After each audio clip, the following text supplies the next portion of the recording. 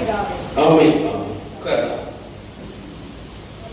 ஆண்டவராகிய இயேசு கிறிஸ்துவின் நாமத்தில் அன்பான கர்த்தருடைய பிள்ளைகளே, மீண்டும் உங்களை வாழ்த்தி ஆவியானுடைய சத்தியத்திற்கு நேராக உங்களை கடந்து வரும்படியாக உங்கள் இருதயங்களை ஆண்டுடைய வார்த்தைக்கு நேராக வைத்திருக்கும்படியாக நான் கேட்டுக்கொண்டு, இந்த நாளிலும் ஆண்டுடைய வார்த்தை ஏசாயா தீர்க்கதரிசன புத்தகம் 60ஆம் அதிகாரம் 22ஆம் வசனத்திலே வாசிக்கலாம். ஏசாயா தீர்க்கதரிசன புத்தகம் 60ஆம் அதிகாரம் 22ஆம் வசனம். சின்னவன் ஆயிடமும் பலத்த ஜாதியுமாவான், கர்த்தராகிய நான் ஏற்ற காலத்தில் தீவிரமாய் நடப்பிப்பேன், நான் செய்து முடிப்பேன் என்கிறார். இந்த வார்த்தை கொண்டு ஆவியானவர் நம்மோடு பேசும்படியாக ஒருவர் ஜெபிக்கலாமா? இந்த ஜெபத்தினை யார் ஜெபிக்கணும்? இடிகா ஜெபம்.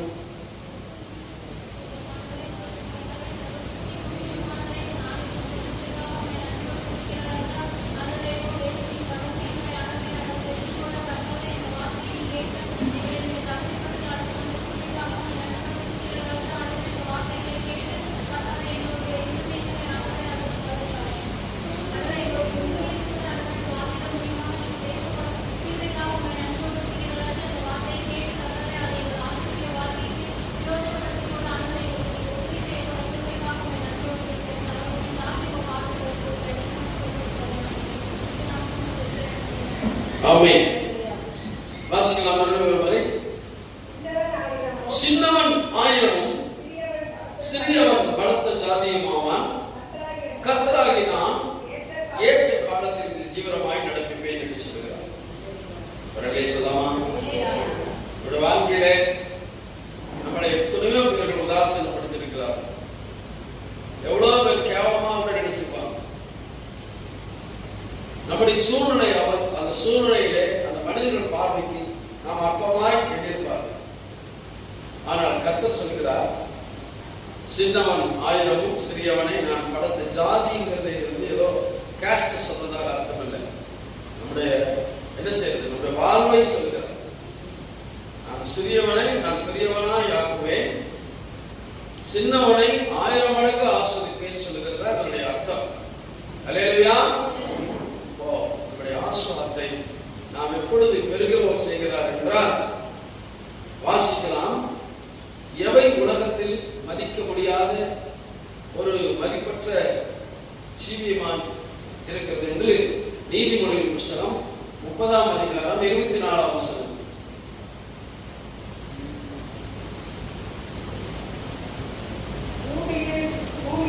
சிறியவர்களாயிருந்தும் மகா ஞானமுள்ளவைகள் நான் உண்டு.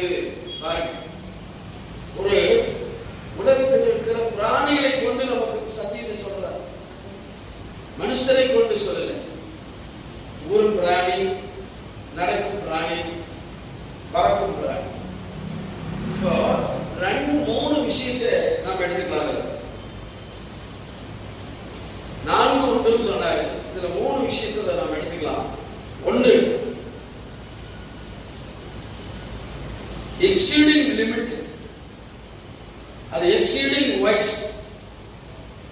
மிக சிறியதா இருந்தாலும் மகா புத்திசாலியா இருக்கிற ஒரு ஊரும் பிராணியை பற்றி பார்ப்போம். அவையாவன நீதிமொழிகள் 30ஆம் அதிகாரம் 25ஆம் வசனம்.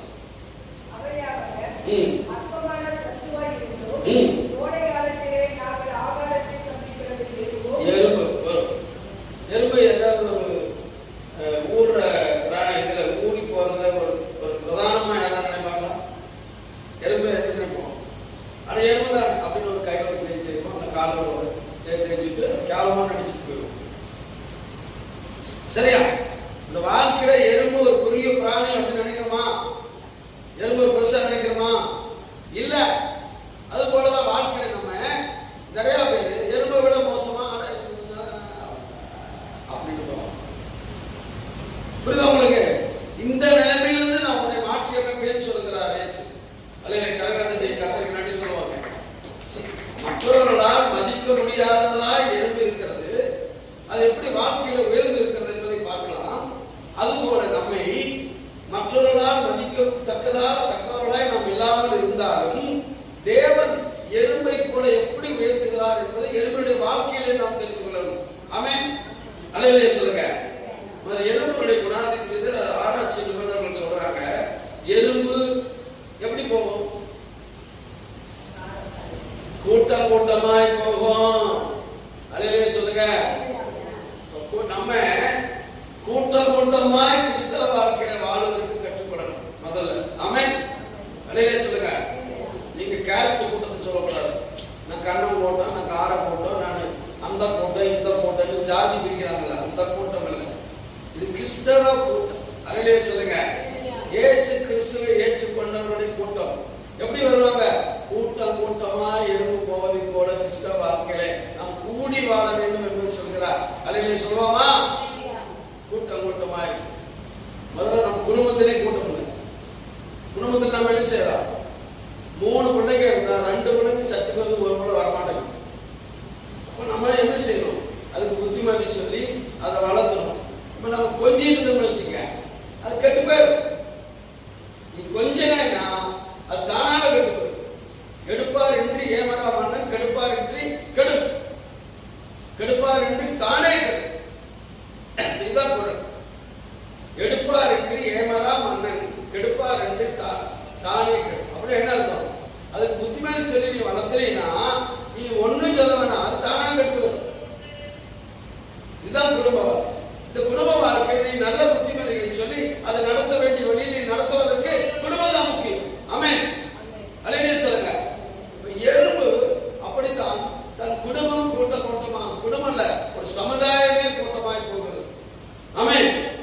அடுத்தது எறும்பினுடைய குணாதிசயம், தனக்கு வந்த நோயை தானே தீர்த்து கொடுக்கும்.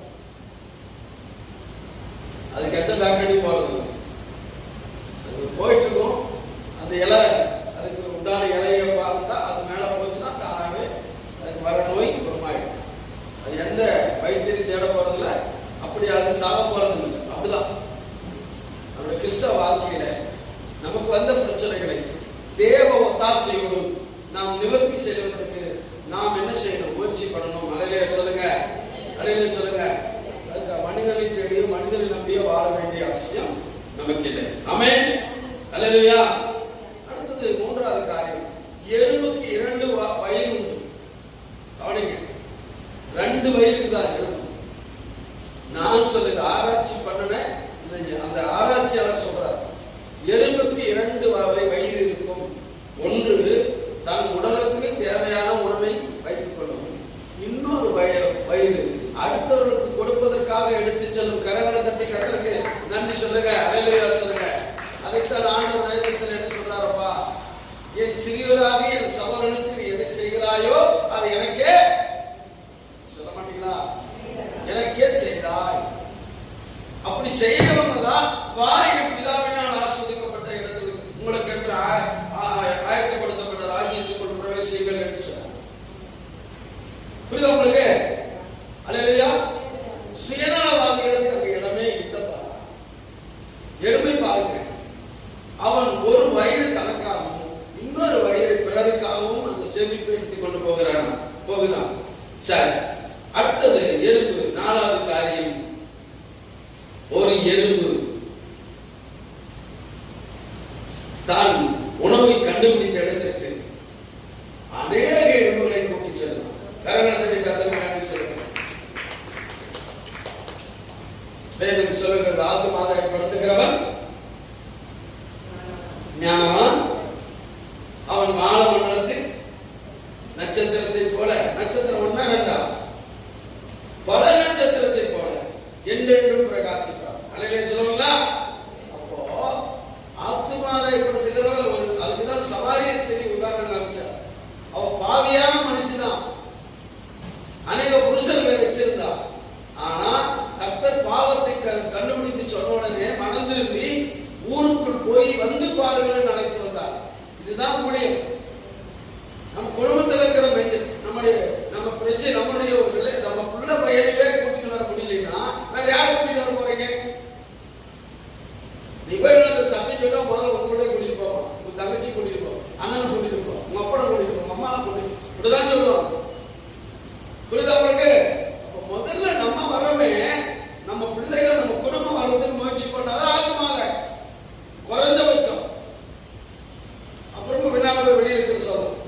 ஆனா இந்த எறும்பு உணவை கண்டுபிடித்து விட்டால் அது இருக்கும் இடத்திற்கு அநேக எறும்புகளை வழிநடத்தி செல்கிறது. கரங்களை தட்டி கர்த்தருக்கு நன்றி சொல்லலாம்.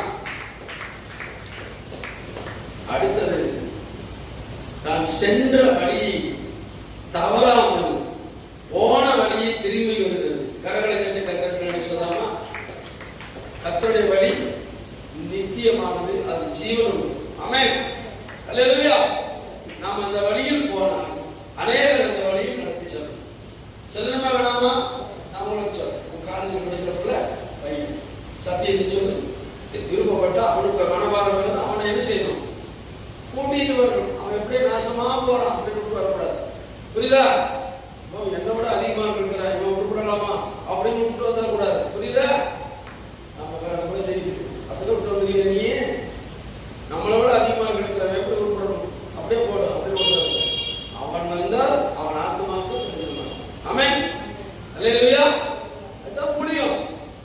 அப்போ எறும்பை அது சிறியதா இருந்தாலும் கோடாலத்திற்கு ஏற்ற ஆசீர்வாதம் அவருக்கு கிடைக்கிறது என்றால் அதன் நடவடிக்கைகள் கர்த்தருக்கு பிரியமா இருப்பதனால்தான். அல்லேலூயா சொல்லுங்க, அல்லேலூயா சொல்லுங்க. நம்முடைய வாழ்க்கையும் இது போன்று கர்த்தருக்கு பிரியமாய் இருக்குமானால் தேவன் நம்மை கைவிடாமல் எறும்பை விட மென்மையாய் நம்மை வைத்திருவார். கரங்களை தட்டி கர்த்தருக்கு நன்றி சொல்லுவோமா? அதனாலதான் நீதிமொழிகள் 11ஆம் அதிகாரம் 30ஆம் வசனத்திலே சொல்லப்பட்டிருக்கிறது. நீதிமொழிகள் 11ஆம் அதிகாரம் 30ஆம் வசனத்தை வாசிங்கள்.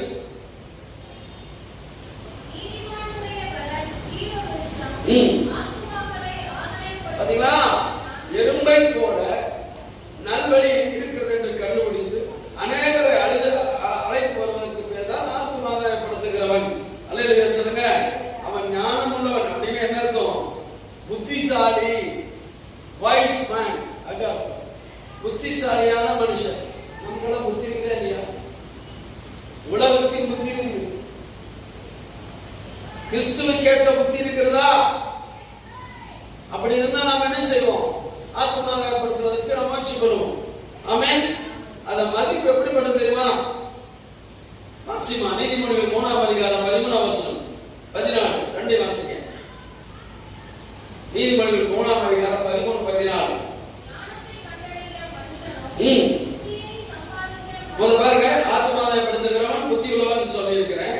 அந்த புத்தி பாரு, ஞானத்தை கண்டடைகிற மனுஷனும் புத்தியை சம்பாதிக்கிற மனுஷனும். அடுத்தது பாக்கியவான் என்ன? ஆஸ்வதிக்கப்படுகிறவன் என்ற அர்த்தம். அடுத்தது வெள்ளிய பாக்களும். பாருங்க, நீ எவ்வளவு சம்பாதிக்கிற, எவ்வளவு சம்பாதிக்க சந்தோஷம் தான். நீ வெளியே சம்பாதி, பொண்ணு சம்பாதி, வயிறத்தை சம்பாதி, வைடூரியத்தை சம்பாதி, ரத்தனம் சம்பாதி, நல்லது. ஆனா ஆத்மாதாயப்படுத்துவது அதை விட மதிப்பு மிக்கது. கரங்களை தட்டி கர்த்தருக்கு நன்றி சொல்லுங்க. இதை விட்டுட்டு போயிடுவோம். அங்க கர்த்தர் பரலோகத்துல இதை தான் பாக்குறாரு. நீ எவ்வளவு போனா ஊருக்குள்ள போவோம், வீட்டுக்குள்ள போகணும். பொண்ணு சம்பாதிச்ச, பயணத்தை சம்பாதிச்ச, ரத்தனத்தை சம்பாதிச்ச, கோமயத்தை சம்பாதிச்ச அப்படின்னு கேட்க போறாரு. இதுக்கே விட்டு போயிருமே. நீ எத்தனை ஆத்மாவை சம்பாதித்தா அது விலை மதிப்பு மிக்கது. அது கர்த்தர் சொல்ற. இது கண்ணுக்கு தெரியாது, ஆனா ஆண்டவர் வரும்போது சொல்லி கேட்பார். நீ பூமியில என்ன சம்பாதிச்சிருந்தது கேட்கவே மாட்டார். எனக்கு என்ற ஆத்மாவை எவ்வளவு சம்பாதித்தாங்க கேட்பார். அல்லேலூயா சொல்லுங்க. அதுதான் விலை ஏற்பட்டது. ஆமென். கரங்களை அல்லேலூயா சொல்லுங்க. அது வேணுமா இது வேணுமா? ரெண்டும் தான் வேணும் அப்படின்னு தான் நினைக்கிறீங்க. மைண்ட் வாய்ஸ் இங்க சம்பாதிக்காம என்னங்கய்யா பண்றது? ரைட், வாழு. அதுக்காக சுயநலமா வாழாத, பிறருக்காக வாழ கற்றுக்கணும். ஆமென், அல்லேலூயா. எறும்பை போல. அதனால சோதரர், இது யார் செய்வாங்க அப்படின்னா, எறும்பு மாதிரி யார் நடப்பாங்க அப்படின்னா, சங்கீதம் புஸ்தகம் 1ஆம் அதிகாரம் 2-3 வசனத்தை வாசித்து முடிக்கலாம். அடுத்தது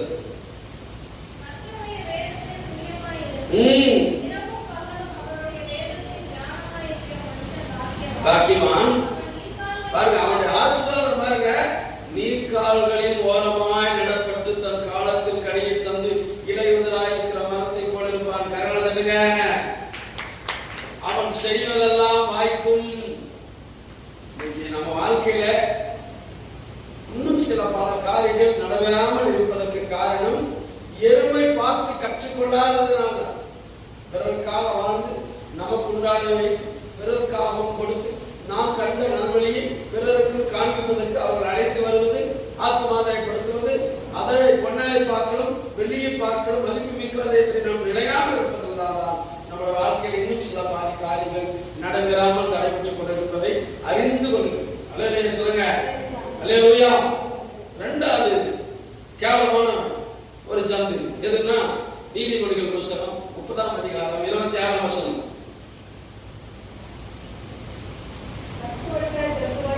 சத்துவமற்ற ஜந்து அப்படின்னா என்னன்னா, அது ஆங்கிலத்தில் சொல்றான் feeble folk அப்படின்னு அர்த்தம்.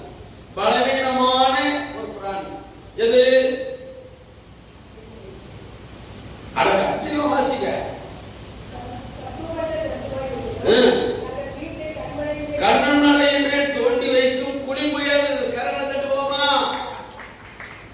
நமக்கு கண்மலை யாரு? சத்தமா ஆண்டவர் இயேசு. அவர்தான் நமக்கு கண்மலை. நம்முடைய வீடு அங்கதான். யோசித்து போய் அப்படியா வீட்டை கட்டுறது அப்படிங்கிறது, இந்த பூமியில இருக்கிற வீடு நொறுங்கி போகும்.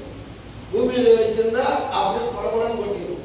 ஆனா இயேசுவின் மேல் கட்டிருக்கிற மனதளவான விசுவாசம் என்ற வீட்டையும் சொல்லுங்க, அன்பு என்ற வீட்டையும் மனுஷனால் அழிக்கவே முடியாது. அது பூமியில வச்சு வந்து தாக்கவே தாக்காது. அல்லேலூயா சொல்லுங்க. அதுதான் புலிமயில் என்ற கேவலமான பிராணி தன் வீட்டை கண்மலையின் மேல் கட்டியிருக்கிறதுன்னு சொல்ற. அந்த முயலுடைய குணாதிசயத்தை ஒரு ஆராய்ச்சியாளர் சொல்றார்.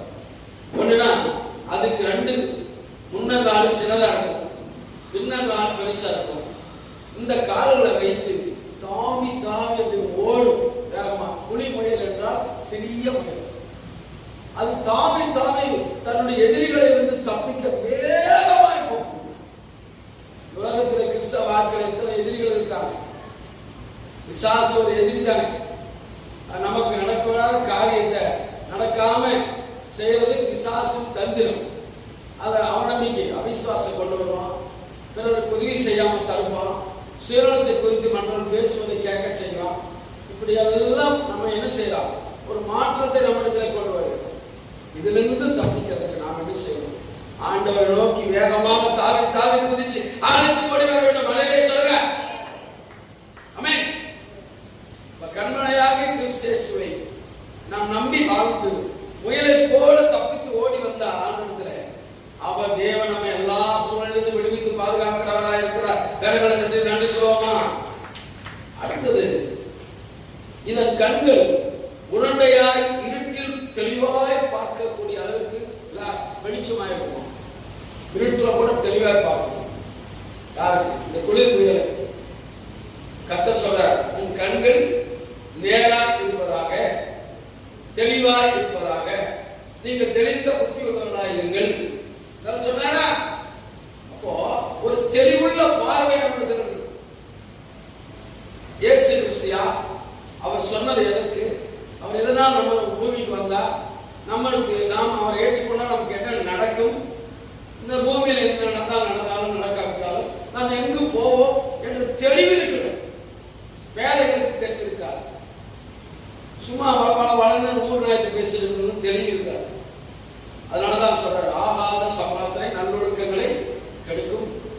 தேவையில்லாம போன் எடுத்துட்டு மணிக்கணக்கில் பேசுறது, தேவையானவங்க கூட்டம் எடுக்கிறது கூட இல்லை, பேசுறது கூட இல்லை. ஏன்? அவங்க புத்திமதியோ அவங்களுடைய அறிவுரையோ நமக்கு தேவையில்லை. இவங்க வேணும் அப்படின்னு மணிக்கணக்கில் பேசுறது. அப்ப தெளிவில்லாத இருப்பதுனால நமக்கு என்ன செய்யறது? இன்னும் இருளிலிருந்து வெளிச்சத்துக்கு வர முடியும். ஆமென். வாசிங்க சகரியாவின் புத்தகம் 8ஆம் அதிகாரம் 21ஆம் வசனம். சகரியாவின் புத்தகம் 8ஆம் அதிகாரம் 21ஆம் வசனம். ஒரு பட்டணத்தின் குடிகள் போய்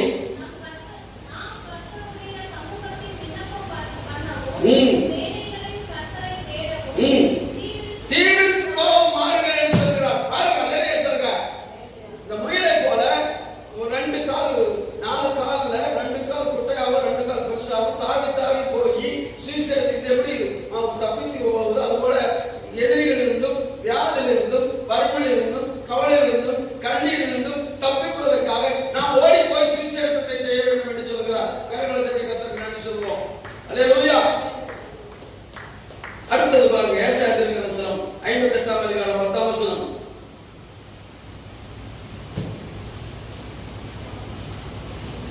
இருக்கிறது புத்தகம்?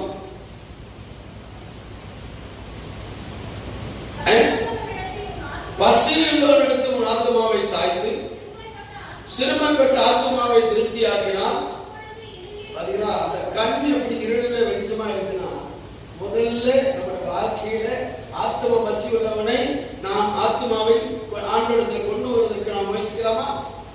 அப்படி முயற்சிகளா பார்வை இன்னும் தெளிவில்லைன்னு அர்த்தம். நாமளே இருட்டில் நடந்துட்டு இருக்கிறோம்னு அர்த்தம். புரியுதா உங்களுக்கு? அடுத்தது சிறுமைப்பட்ட ஆத்மாவை, அதான் இந்த இடத்துல சொல்றது மனுஷனை பற்றியே சொல்ற. ஆண்டவர் எதை பற்றி சொல்றாரு? ஆத்மாவை பற்றி தான் சொல்றாரு. வேரிஸ் ஆத்மா. மனுஷனுக்கு 3 கொடுக்கப்பட்டிருக்கிறது. என்னன்னு? ஆவி, ஆத்மா, சரீரம். ஆவி ஆண்டவர் கொடுத்த இடத்துக்கு போயிடுது. சரீரம் மண்ணிலே புதைக்கப்படுகிறது. ஆத்மா மட்டும்தான் இளைப்பாறுதலை பிரவேசிக்கிறது. கரங்களை தட்டி கர்த்தருக்கு சொல்லுவோம். அதனாலதான் ஆண்டவர் கொடுத்த அந்த ஆத்மா பாவம் செய்தனால் மனுஷன் வெறு ஆத்மாவானான். ஜீவ ஆத்மாவை இழந்து போனான். அந்த ஜீவ ஆத்மாவாய் அவன் வாழ்வதற்கு உரிய அந்த நன்மைகளை பெற்றுக் கொள்வதற்காக நீ ஆத்மாவை ஏற்படுத்து. அல்லேலூயா சொல்லுங்க. இதுக்கு வேலை எப்படி விலைக்கு பேசுறது? ஆத்மாவை படுத்துகிறவன் தான் ஞானம். அவன் பார்வைதான் இருளில் வெளிச்சமாயிரும். ஆமென். அல்லேலூயா சொல்லுங்க. அதனால 10 கண்ணிகள் 5 பேர் வெளிச்சம் அணையாம ஆண்டவரிடத்துல போறாங்க. ஏன்? ஆத்மாவை ஏற்படுத்திக் கொண்டு வெளிச்சத்தை நடத்தி போனாங்க. ஆமென். அல்லேலூயா சொல்லுமா.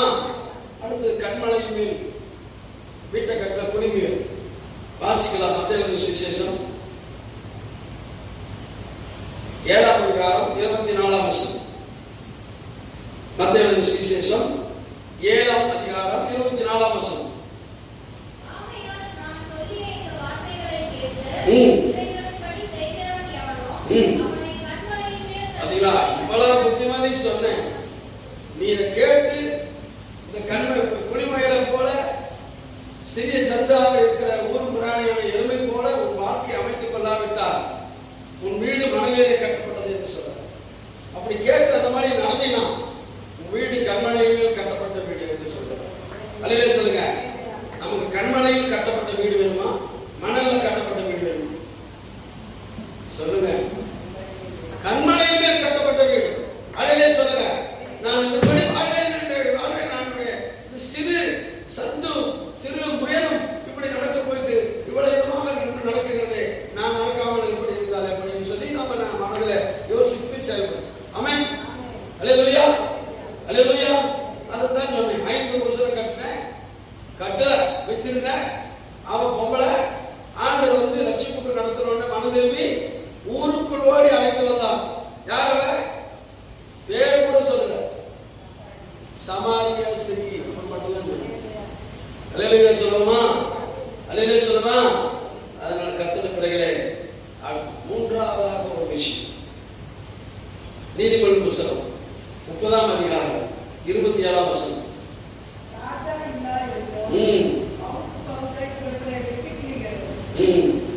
ராஜா இல்லாதிருந்தும் பவுஞ்சாய்.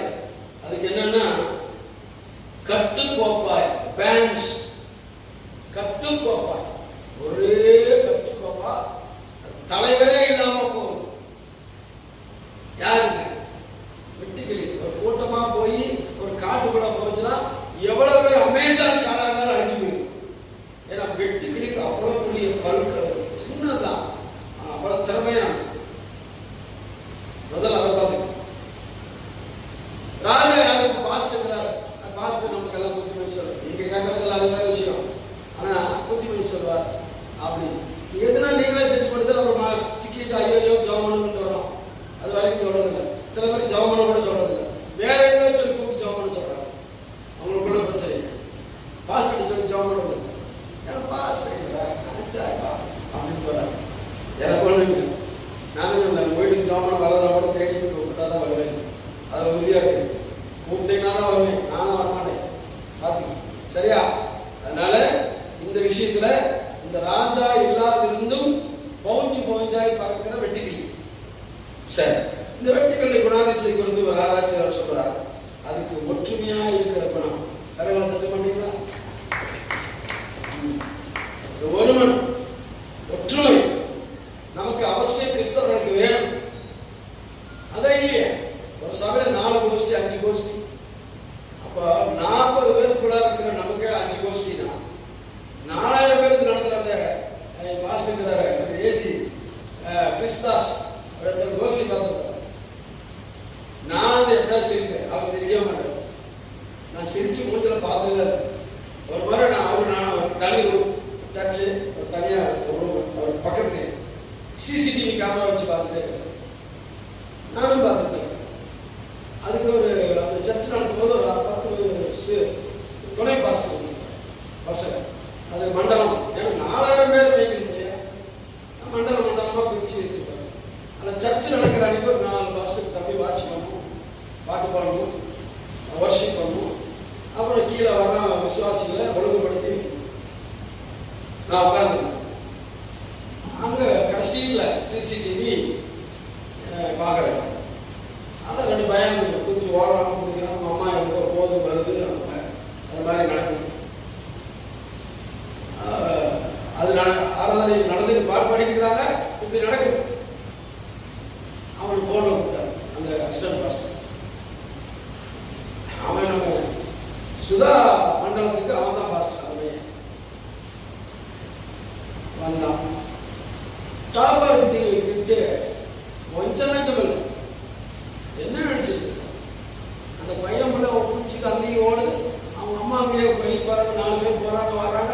நீ என்னன்னு பார்த்தே, நீ எதுக்கப்பா பாஸ்டா இருக்கிற? ஏதாவது மனுஷன் இவன் முன்னாள் திட்டு அவன் புது முடிக்கிறான். ஏன்னா சுதாவுடைய அப்பான்னு எனக்கு தெரியும். அவனுக்கு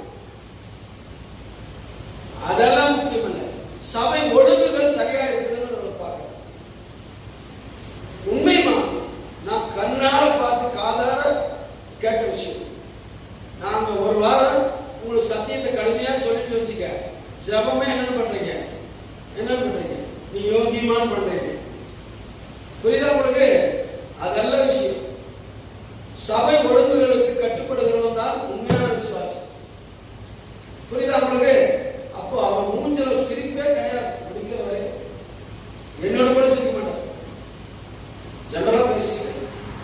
முடியும் செய்தி 3 ஆதாரம் சொல்றேன். நான் குறைஞ்சது 2 நடத்துறேன். குறைஞ்சது 2 3 4 கொடுத்துருக்காரு.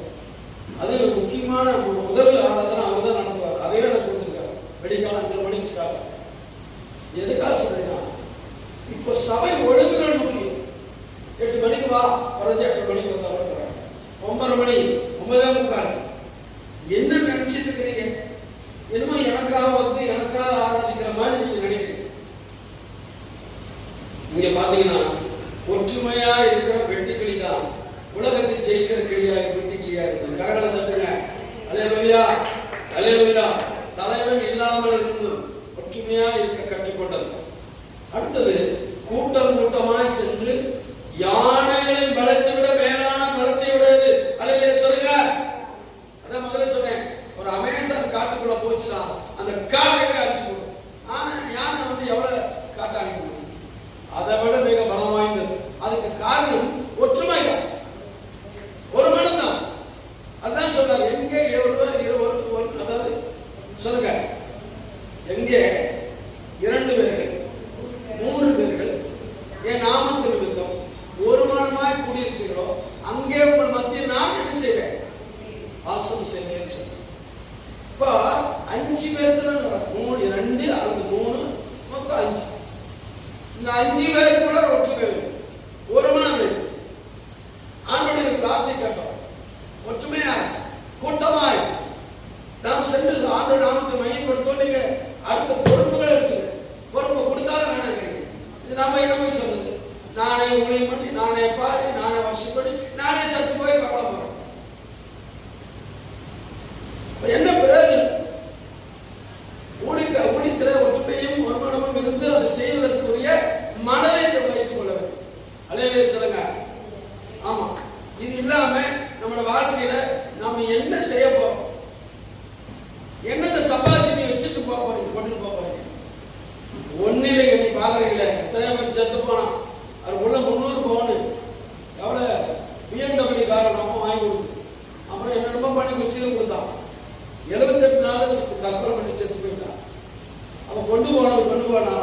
இல்ல. திருமரண ஆவி அவனை பிடித்துக் கொண்டது. அங்க என்ன கொடுமை நடந்ததோ வாழ்க்கை முடிஞ்சுவோம். இந்த வாழ்க்கை எதை சம்பாதித்து என்ன கொடுத்தாலும் என்ன வாங்கினாலும் என்ன செய்தாலும் கொண்டு போறது. நாம் கொண்டு போவது ஆணுடைய மகிமையின் சுவிசேஷத்தை செய்து ஆத்மாதாயப்படுத்துகிற அதன் பலனை தான் கொண்டு போவது. கரங்களை கத்தருக்கு நன்றி சொல்றோம். அல்லேலூயா, அல்லேலூயா. அதுதான் சொல்றாரு பாருங்க. மத்திய சுவிசேஷம் 18ஆம் அதிகாரம் 19ஆம் வசனம் 20ஆம் வசனத்தை அல்லாமலும் உங்களில் 2 பேர் தாங்கள் வேண்டிக் கொள்ள போகிற எந்த காரியத்தை குறித்து பூமியிலே ஒருமனப்பட்டிருந்தால் பரலோகத்தில் இருக்கிற உங்கள் பிதா அவர்களுக்கு உண்டாகும் என்று உங்களுக்கு சொல்லுகிறார். சொல்லுவோம். அடுத்த வசனம் என்ன? ஏனெனில் 2 பேராவது 3 பேராவது என் நாமத்தில் எங்கே கூடியிருக்கிறோ அங்கே உங்கள் நடுவில் இருக்கிறேன்னு சொல்றார். கரங்களை தட்டுங்க. அப்ப வெட்டுக்கிளி ஒரு மனம், ஒற்றுமை, ஐக்கியம், அன்பு கூறுதல் இதுல முன்னிலை வகித்தது ஆண்டவர். அது அவங்க நடுவில் தான் இருக்கிறேன், அவங்க கூப்பிட்டா தான் நான் கேட்கிறேங்கிற. அல்லேலூயா சொல்லுங்களா? என்னப்ப நடக்கிறதெல்லாம் ஆண்டவர் சொல்லி நடக்கிற மாதிரி நினைக்கிறோம். இல்ல, மனுஷ சிந்தை நடக்கிற காரியம் இதுதான். ஆண்டவர் செய்தால் அங்க வேதனை இருக்காது. ஆமென். அல்லேலூயா சொல்லுவோம். அதனால ஒரு மனம் எப்பொழுது வருதான் வாசிக்கலாம். 1 கொரிந்தியர் புத்தகம் 10ஆம் அதிகாரம் 15 14 அதில் 3 வசனத்தை வாங்கி வாசிக்க முடியலாம். 1 கொரிந்தியர் 10ஆம் அதிகாரம் 15 16 17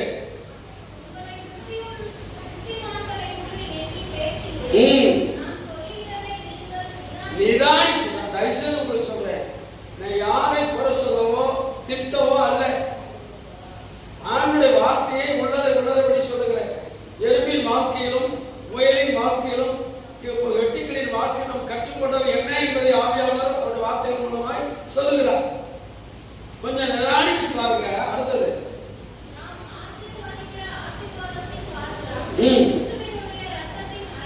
திரும்ப எடுத்துக்கிறோம். அது இயேசு கிறிஸ்துவினால் உண்டாக்கப்பட்ட பரிசுத்த ரத்தம், பரிசுத்த சரீரம். ஆமென். அல்லேலூயா. அதன் மூலம் நாம் எதை கற்றுக்கொள்ள வேண்டும்? ஐக்கியத்தை கற்றுக்கொள்ள வேண்டும். ஆமென். வெட்டுக்கிளியை போல, எறும்பை போல. ஆமென். ஆமென் சொல்ல மாட்டேங்குது. அல்லேலூயா. ரைட். அடுத்தது என்ன சொல்றாரு?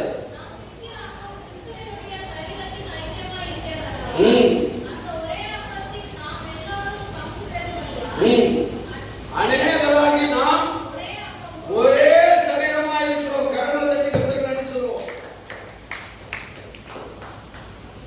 அநேக வெட்டுக்கிளி ஒரு வெட்டுக்கிளிக்கு சமம். அநேக எறும்புகள் ஒரு எறும்புக்கு சமம். ஏன்னா அந்த ஒரு எறும்பு தான் வழிநடத்தி அது அநேக வெட்டுக்கிளியை தான் ஒற்றுமையா இருந்து காரியத்தை அடித்து சேர்ந்து. அப்போ நம்மளே ஒற்றுமை இல்லை, ஐக்கியம் இல்லை, அன்பு இல்லை. ஆண்டுடைய வார்த்தைக்கு நாம் செவி கொடுப்பதும் இல்லை. ஆனால் தயவு செய்து உங்கள் அன்பாக கேட்டுக்கொள்கிறேன்.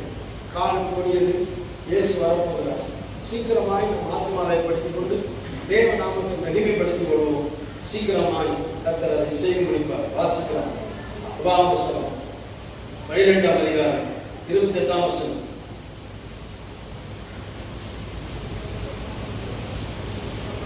நீ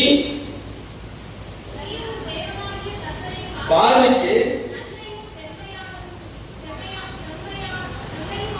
நன்மையும் செம்மையானதையும் செய்வதினால், பாருங்கதான் நல்ல செயல்களை நற்கிரிகளை செய்து தேவனாகிய கர்த்தருக்கு முன்பாக அது நலமானதாய், நன்மையானதாய், செம்மையானதாய் செய்யி. ஏன் அது மட்டும் இல்ல, இதை செய்வதற்கு நீ மட்டும் இல்ல, உன் பின்வரும் உன் பிள்ளைகளுக்கும் அதை நன்றாய் இருப்பதற்காக அதை கற்றுக்கொடு சொல்றேன். அல்லேலூயா சொல்லுங்க. அந்த பையனை திட்டிருப்பேன், பையனை கட்டி பிடிச்சிருக்கிற பாட்டியை திட்டிருப்பேன். ஏன்? பின்வரும் சந்ததியாகி அவன் நல்வழியில் போவதற்காக இந்த காரியத்தை கடிந்து கொள்கிறேன். அவ்வளவு எனக்கு உங்களுக்கு என்ன ஒண்ணு. அதனால என் நன்றான கர்த்தருடைய பிள்ளைகளே, நாம் கற்றுக்கொண்டு அறிவுபூர்வமாய் சிந்தித்து அந்த புத்திமதிகளை ஏற்றுக்கொண்டு கீழ்ப்படிந்து நடப்போமானால் ஆண்டவர் இயேசு வரும் பொழுது திருச்சபையாக மணவாட்டியின் சபை பறந்திடுவோம், நாம் பறந்திடுவேன்.